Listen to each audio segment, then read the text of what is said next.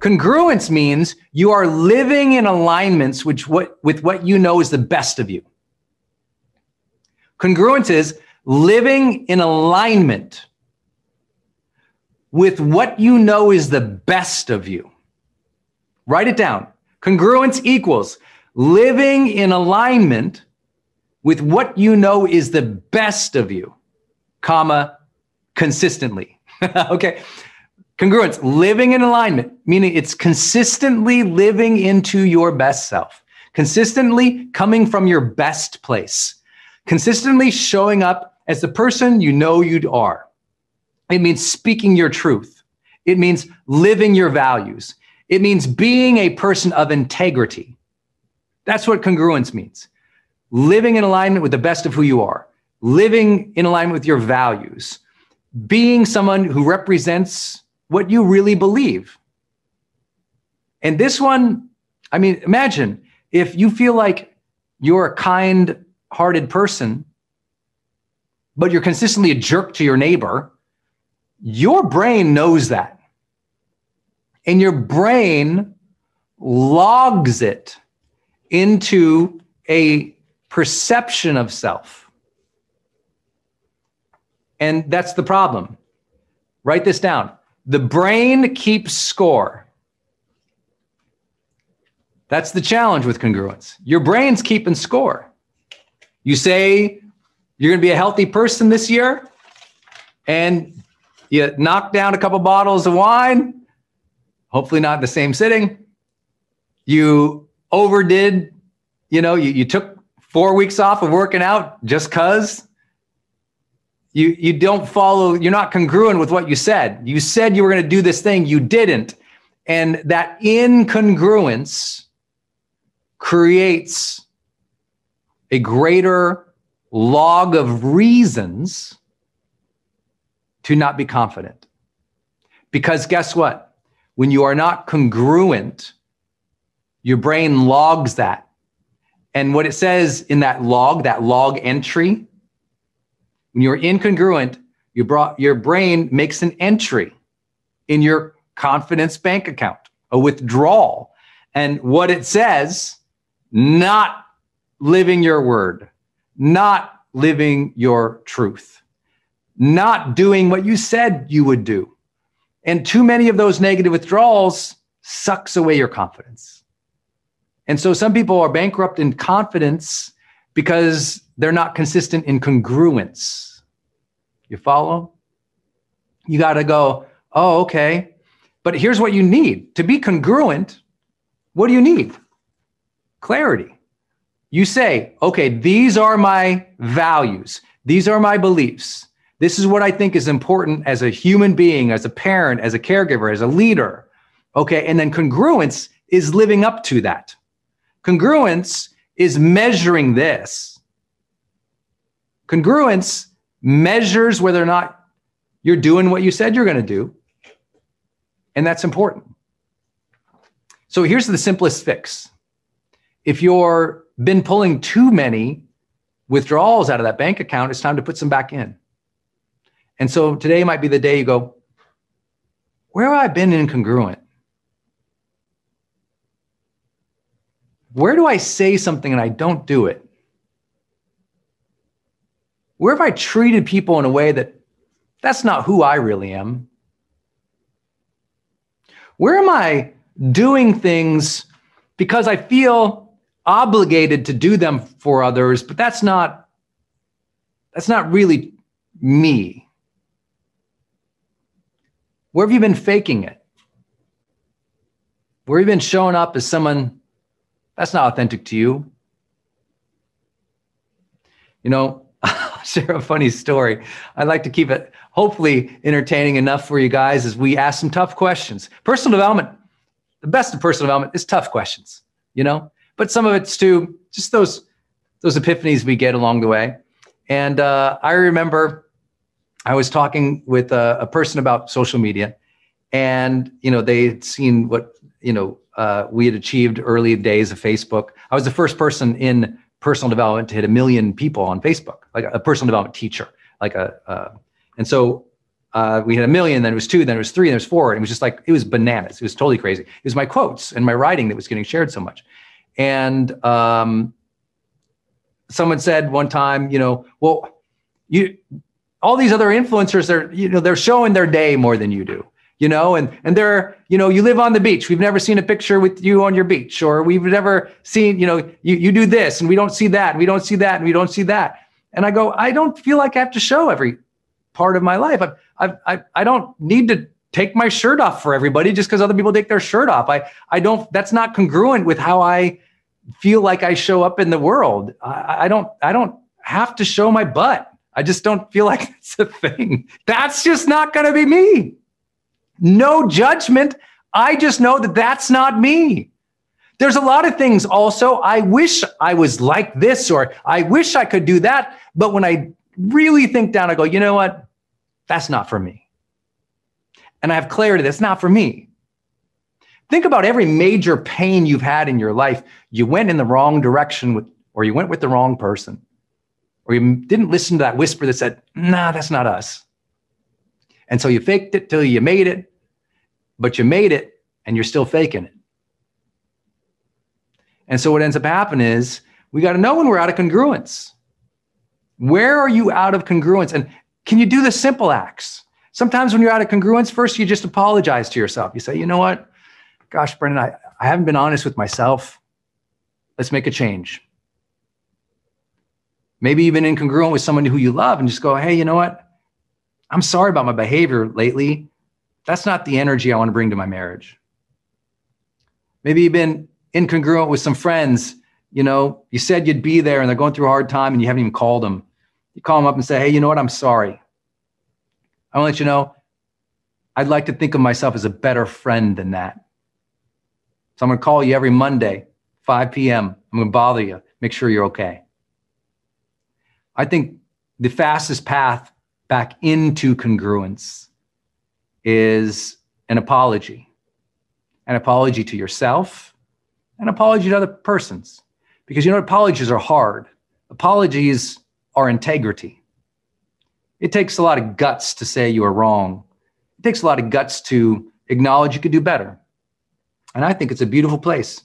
I think most people are scared of apologies. I think they open a big gate. They open the gate to communication. I think apologies open a gate to your spirit. I think an apology can go, I'm better. I'm better. And so where could you be more authentically you? And where could you be more authentically you more consistently? More consistently.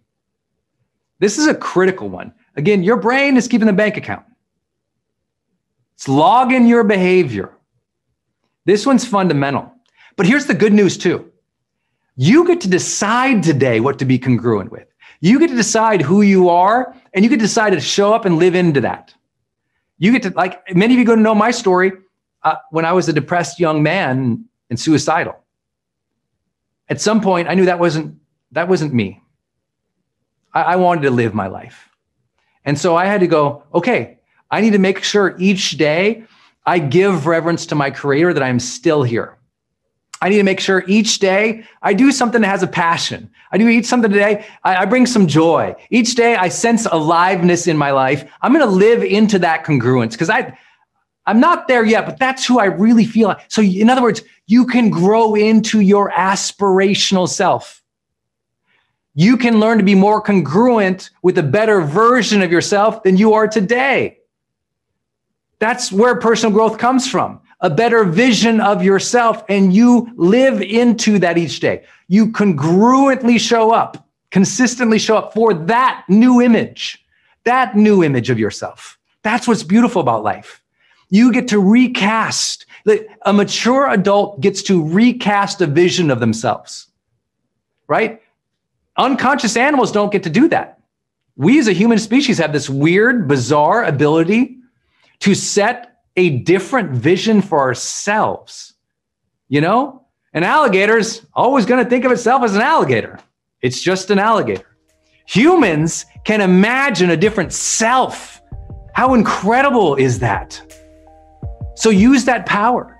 Use that power. New vision for yourself. Show up for it each day. New vision for yourself. Show up for it each day. New vision, show up. The more you do that, the more the brain logs, puts that cash money into that confidence bank account, says, she's walking the talk, people, get out the way. Here she comes.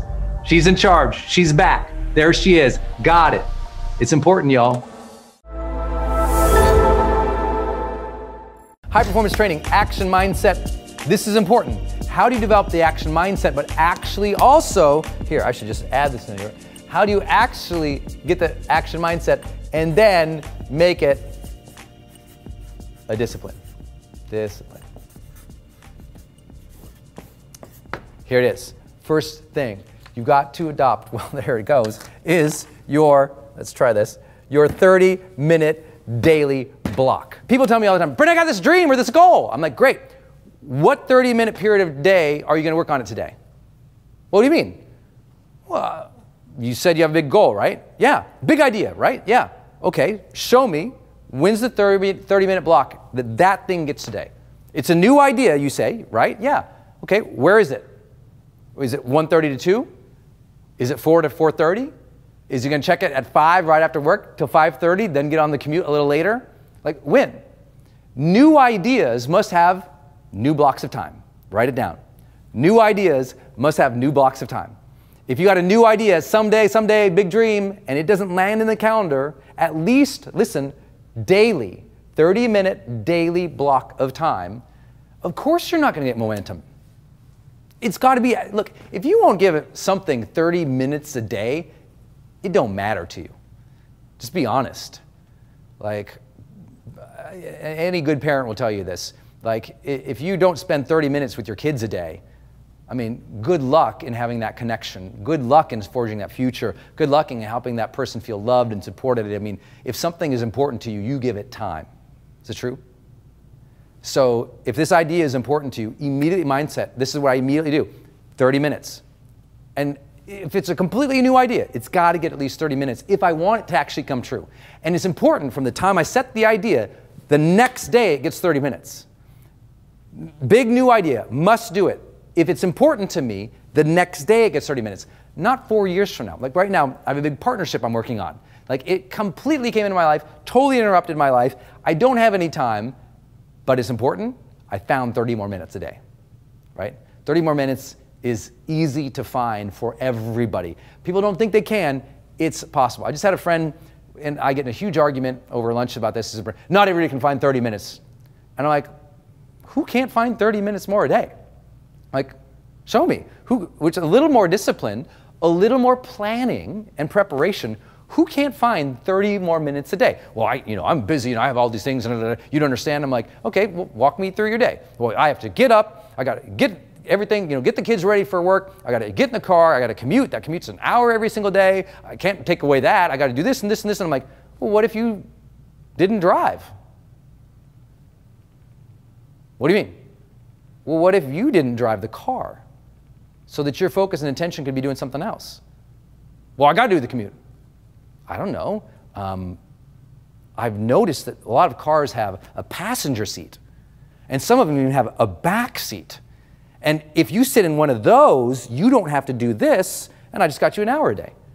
So many people they believe so deeply that they are managing their time so great. I'm like, no, most people have so much free time, they have no idea. It's that they are distracted and unprepared or addicted to consuming, that they're losing little pieces. And especially here in the United States, you guys have heard me rail on this, the average American, 4 hours of television a day. Don't tell me you don't have 30 minutes a day. I don't know anyone who can't find 30 more minutes a day for a great new idea that can change their life. You got a new idea that can change your life? Find your 30 minutes every single day. Number 2, remember the first output rule. First output rule says this: if you've got a big new dream, big new goal, big new idea, don't think that you have to do what we've all been taught, which is begin with the end in mind, because sometimes you don't know what the end in mind is, but you know the first step. So what I tell people is like, I got a big new idea. I go, great. What's the first output that you would have to create on that immediately? What's like the first output that would start you on the path? I don't know. Okay, figure that out. First step, first output, right? First step is not the research. What's the first output? Let me give you an example. When I began my career, I said, one day I'm going to do video courses. End in mind, I'm going to do all my online courses. That was the big idea. Brendon Burchard, am going to do online courses. Guess what I didn't do? I didn't say, well, I better figure out the whole curriculum for all the courses for the rest of my life. Begin with the end in mind. Didn't do that. I said, what's the first step that would allow me to start doing that? Okay, first step, get in front of camera, teach, and post it on the internet. That's the first output. One teaching video on the internet.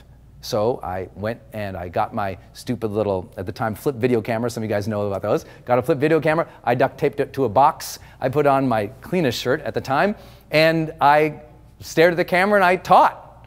And I pulled off the flip video camera and I spent 4 hours uploading it on the internet. You remember that? Probably not. But you remember that? Yeah, upload, and then it wouldn't play because it wouldn't stream fast enough.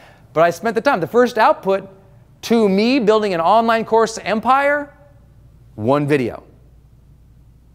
What's your first output? Do that now. That's how you maintain momentum. The reason people don't stick to their habits is because they're waiting to create the output someday. I'm like, what's the first output? Do it. That's the thing to work on right now. When you got that 30-minute daily block, work towards that first output. Because you get the first output, you got real momentum. You get the first output, your dream, your idea is realized, it's tangible. It's like, ooh, I did that thing. First output. If you don't know the first output of what you have to create, you don't even have a dream. You don't even have a fully thought out idea. First output, make it, do it, create it, post it, do the thing. That's it. I want to write a book, Brendon, but I don't know what the whole book is. I'm like, great, first output, first page, write it. What do you mean I don't know what the book is? Write the first page. But I don't know what the book is. Write the first page. First output would be the first page of the book, right? Write the first page. But I don't know what the 5 chapters are. I don't write the first page. See? You don't have to know the whole picture. First step, do the first output. Because you get that first page done, you'll probably get that next page done. You'll probably get the next page done, and you'll start getting clarity of the project. A lot of the creativity of life comes in motion, not beginning in speculation. Okay, next up, number C, 90-day challenge. I can't believe how many people have a big dream or big goal and they don't set up their own 90-day challenge. Like, okay, what's your first output? Good job, appreciate you, but you got 30 minutes every single day. In 90 days, where are we? 90 days, 3 months, let's go. Because see, what most people are, they're scared to commit to the big idea and dream. And I go, oh, don't commit to the first big idea and dream. Not for life, just like you won't ruin your life forever. Don't commit to your new idea or dream forever. I need 90 days. Give me 90 days, man. Commit to that thing 90 days and get at it for 90 days. Reevaluate after the 90 days where you're at. Don't think, see, most people don't take an action because they think, well, I'll have to do this action forever, just like they worry, I'll be ruined forever. There's no forever. There just isn't. There's just now. None of us are guaranteed anything. So if what we have is right this moment and we're looking to the future and we're working towards that, good job. In 90 days, where are you? That's it. What'd you do in 90 days? Did you lose 5 pounds? Great. You don't have to say, I'm going to be completely life transformed. I'm going to have 6-pack abs and still drink pina coladas on the beach with 40 people in bikinis around me. No. Dude, lose 5 pounds. You got 90 days. Go. Like, just set the 90-day challenge for yourself and get at that. And then worry about the next series of goals after that. So if you've got a big idea or a dream and you're really committed to it, commit to a 90-day challenge. And what does that mean for you specifically? What's going to happen at the end of 90 days? How you think, how you feel, how you'll move, what we will achieve, what outputs are created. Get really clear on those types of things. You'll be so happy you did. Without these things, there is no idea into action. There is no momentum. That's why you didn't stick to your habit, because you didn't give it 30 minutes a day. You didn't stick to your habit because you didn't even know what you were supposed to do. You didn't stick to your habit because you didn't at least set a time period that was realistic for yourself, that was doable. D, you got to have your drop list. There is no new idea in your life without a drop list of things to stop doing. A drop list. I'm dropping these things. I'm not doing these things. I'm saying no to these things. I'm getting this off the agenda. I'm letting that responsibility go. It's the things you aren't going to do that help you do the things that you're going to do. So you got to spring clean a little bit. If you got new dreams in your life, spring clean. What are you going to stop doing? Right? I'm very, very, very disciplined about this for me personally. I have one of my own personal practices on the 1st of every month. I make my drop list every month.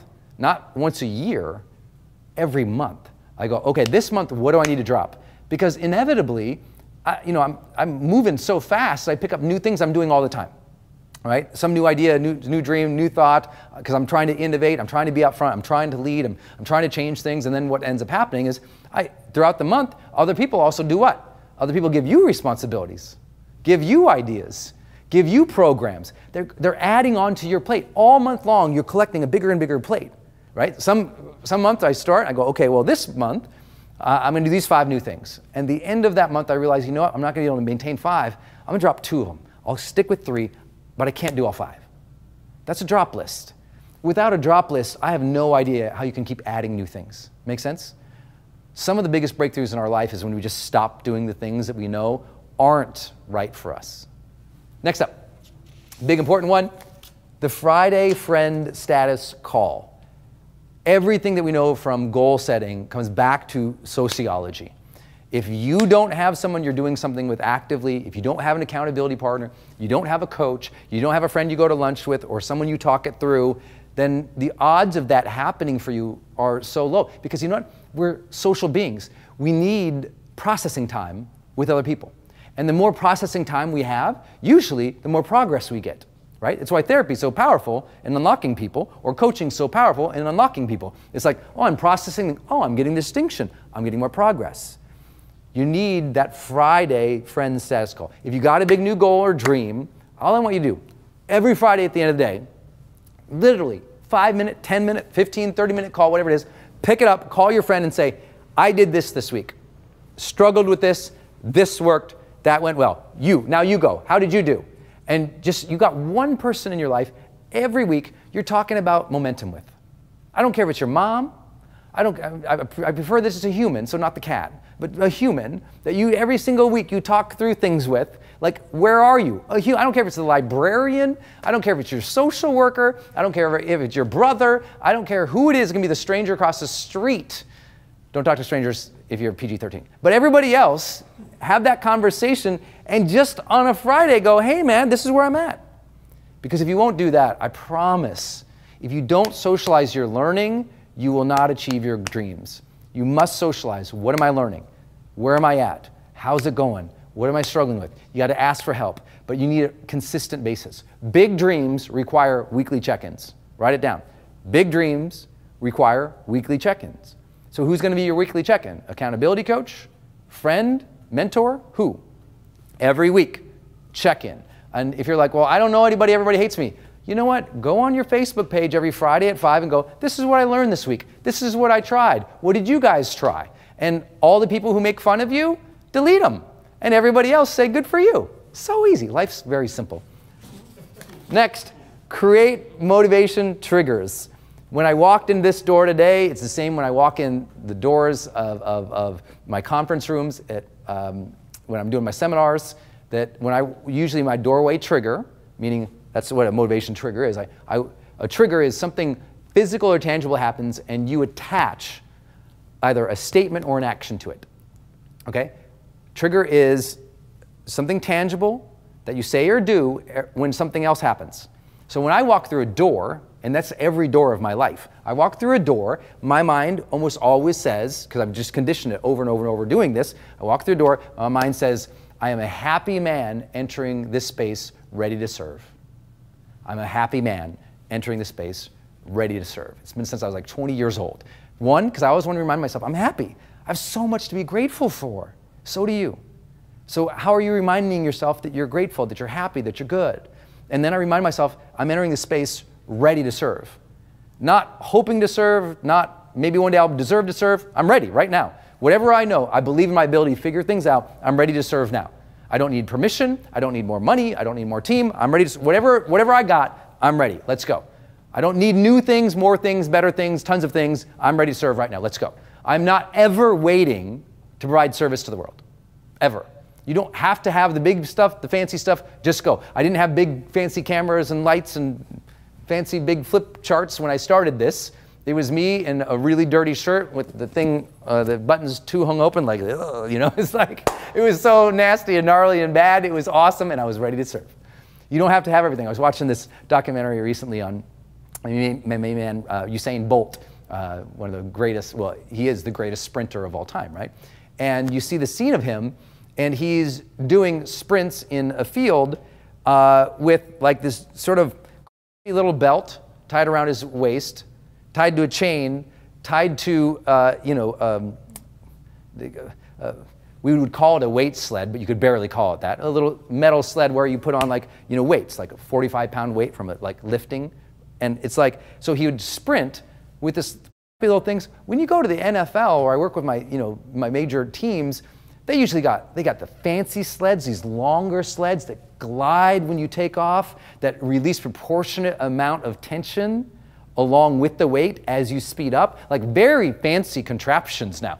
This dude, the best ever, is down in Jamaica in a hot field with this huge belt on, with like one coach, not 12 coaches, one coach standing there next to him. He ties this thing, and when he takes off, this thing is bouncing along behind him. It's like, and he's the world's best because he's not waiting to have everything to train, he's training. I'm not waiting to have everything to serve, I'm serving. So many of my people, well, one day when I have a following, I'll post some stuff. I'm like, start posting stuff. Now, one day when I'm ready, I'll put myself, no, there is no one day to be ready. You're ready now, go. It is a mindset you must have. You're ready to go. So that's one of my triggers. Walk through a door, I'm entering the space as a happy man, ready to serve, let's go. And that's just one trigger. I have all sorts of other triggers. I have different doorway triggers. When I walk in my house, I say something a little different to myself than when I walk into my office. But other triggers I have. When a door closes in a car, every time a door closes in a car, I say something else to myself. When I walk into my office, I take a first action that triggers momentum for me. Like, you need to have first actions or space triggers that help you stay your best. They're ultimately all geared towards one thing. How can you remind yourself to be at your best? And how do you use physical objects, time periods, situations to get yourself there? That's the question. That's your job. These are motivation triggers, because if you're not triggering yourself, the world's doing it for you. And if the world's doing it, you know what the world's going to trigger you towards? Angst, outrage, distraction, consumption. It's not going to trigger you towards you being your best self. So if you didn't maintain your habits this year, go on my YouTube channel and type in the word, type in the power of habits, and you'll see a video that will teach you how to set some more of those examples, right? If you look in a mirror, you should have a mirror trigger. See your reflection of yourself, say something to yourself. I know that sounds like just like positive thinking kind of stuff, and you know what it is. Because what's the alternative? Stupid thinking, negative thinking, scarcity thinking? You need to have a little bit more triggers set up to make you work. And sometimes, if it's not just you, get somebody else to do it. Get a coach to do it, a mentor to do it, a friend to do it. But you need to be triggered to be your best. How are you currently triggering yourself to be your best? Many of you know, you've been with me for years. We kind of, now everybody does it, but we were the first one to do it. When the smartphone came out and the first alarm was to be able to be set a label, I created this training and put it out about saying, hey, use this alarm label on your phone to send yourself reminders to tell you to be awesome. Put your 3 words in here that pop up and remind you who to be. Use this as a trigger to be your best instead of as a box of consumption, because this can be a weapon for good or a weapon that takes you into distraction, but it's up to you, just like the rest of life.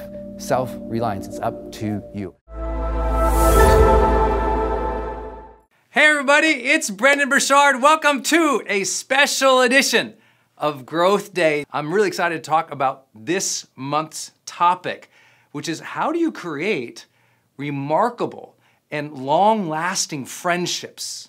And I'm talking about the kind of friendships that you love, the friendships that bring you alive, that bring you that connection, that help life feel more even meaningful, that help you progress and feel supported, help you be seen, help you feel a true connection with not just others, but with humanity, because the people around you are awesome. And when the people around you are awesome, you know you feel better about life. But we also went through this crazy last 18 months where so many people were isolated, where we had so much turmoil, so much conflict, so much in just uncertainty and fear in the world, where I really believe friendships really elevated, and you could see whether or not you had great friends throughout this pandemic or you didn't. You were able to see whether or not you got the support that you needed, whether or not you were able to maintain your sense of vibrancy in some of those times of aloneness, whether or not you had people who cheered you on when you decided to make a transition, start something new, or the kids left the house, or you got sick, or something was going on that was difficult in your life. We look to our friends. And I think that this is a very undervalued conversation in mental health. So much about the mental health conversation is appropriately about self-awareness, it's about mindfulness, it's about taking care of our stressors, and a lot of it is that solo work that we all have to do for self-mastery. But I can tell you that the great universities of the world, the psychology department is right near the sociology department because they go together. Like, we are social beings. And when you lose that social connection with the world, which usually starts through lack of disciplined habits with your friends, then suddenly life loses its color. And I think this is so important. You're going to hear me talk about friendship today in a way you probably haven't heard before, very much from what we would call a high-performance psychology perspective. And I think you're going to love this. So if you've been struggling with friendships in your lifetime, not either having enough friends or not having the quality of friends that you've always wanted, this is a serious conversation today. I can't imagine a time, at least in my life so far, where friendships were so incredibly important. I get to share some of the things that really have worked, not just in my life and my friendships, but in studying this work deeply over the years, in recognizing how many people are entrepreneurs, high achievers, people who are trying to make great impact in the world. You're here today, and sometimes that journey can feel very lonely, or when you get to the top, it can feel lonely, they say, and I'm like, I kind of believe what my friend Brian Tracy and mentor said to me one time. He said, if it's lonely at the top, you did it wrong. Not that, woo, that's good. That's good, because maybe sometimes we value today progress. We value today getting things done. We value that top mountain of achievement. And then we look around and go, oh, nobody really knows me. I don't feel a connection to others. Yeah, I got the thing, the house, the car, the bank account, the accolades, the Instagram page, and all of a sudden, though, something's missing. And friendship is one of the greatest vehicles to the real psychology of well-being that we talk about here at Growth Day. And I'm going to share with you a secret today, just a simple phrase. You're going to go, oh my gosh, that's why my friendships aren't going right. So you're going to love this session. I say that triangle, right, of well-being that we talk about Growth Day. Aliveness is one of the things we all want after you had everything else, right? Another thing we want is connection. We're not after casual friendships here today. We're at like, how do I create authentic, deep, trusting, vulnerable, fun, real relationships? Because how many of you have ever had friendships that turned out to be fake? You thought you had a good friendship, and that thing turned out to be not so good, or poisonous, or somebody they weren't loyal to you as a friend, or they lied to you, or something went wrong. You thought, what? How could that happen in that relationship? And I always tell, friendships are a science of relationship. Right? It's about how you create relationships with others. And I'm going to give you, again, a phrase that will really help you with this today. And then if it's true that we want aliveness and connection, this triangle, another thing that we want is meaning. Well, meaning isn't achieved just by living your purpose each day in your own head.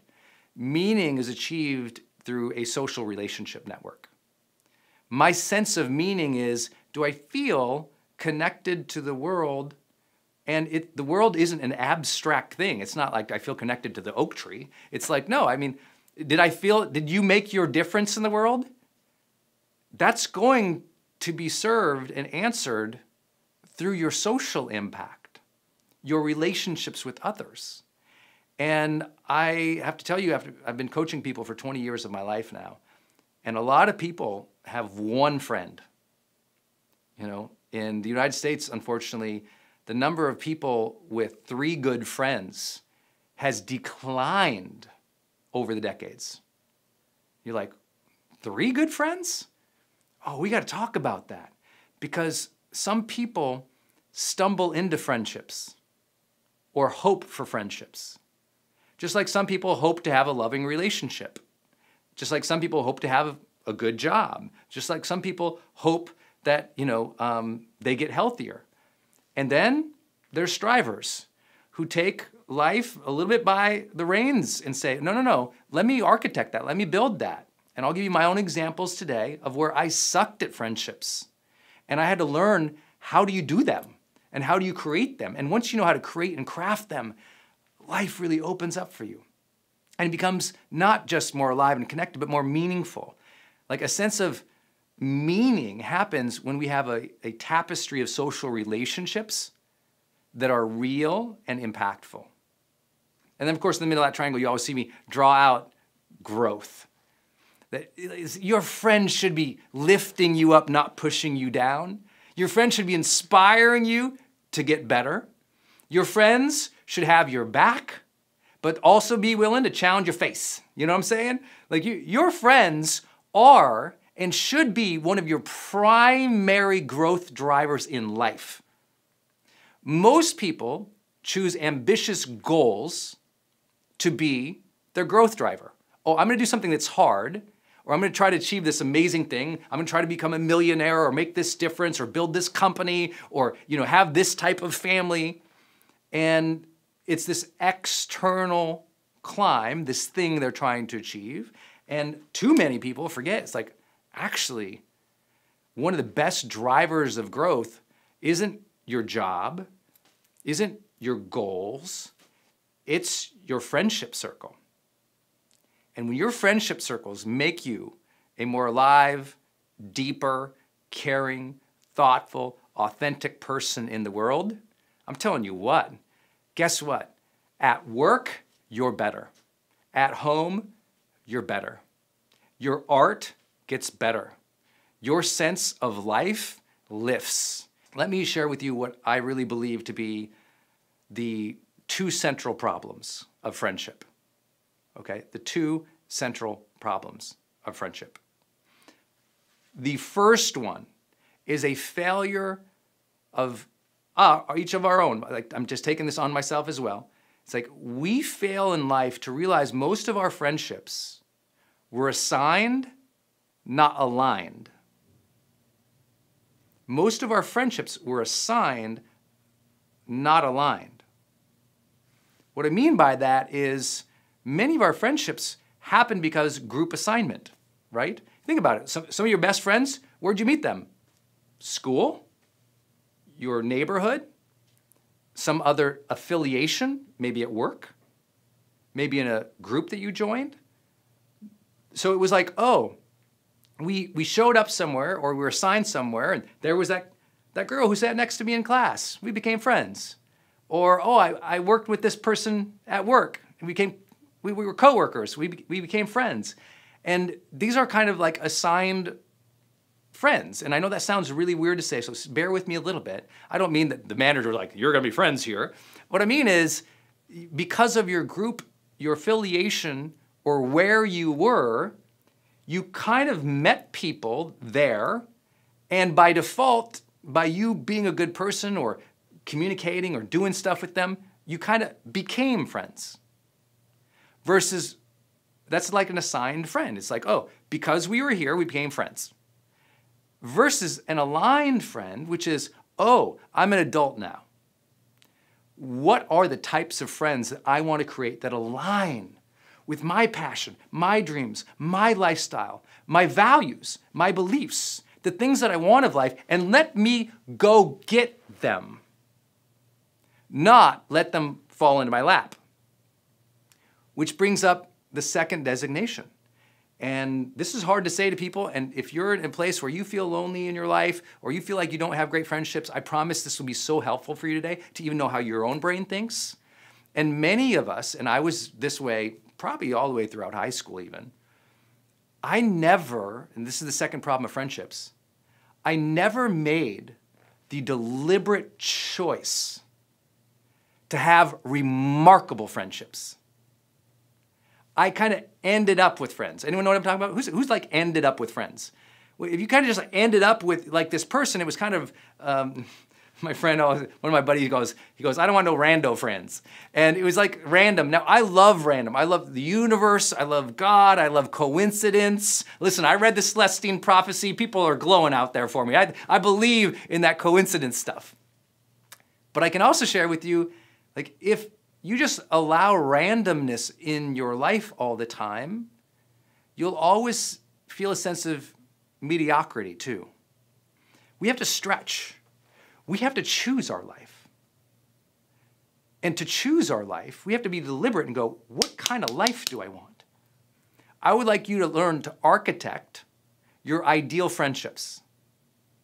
And can you get all of them? And will all your friendships be perfect? I'm not that guy. I'm not here to promise everything's going to be sweet and perfect and peaches in life. I am here to suggest, though, that if you haven't deliberately chosen the types of friendships that you want, that's a problem, especially if you're an adult, right? And that's the thing is, we're not encouraged to do that.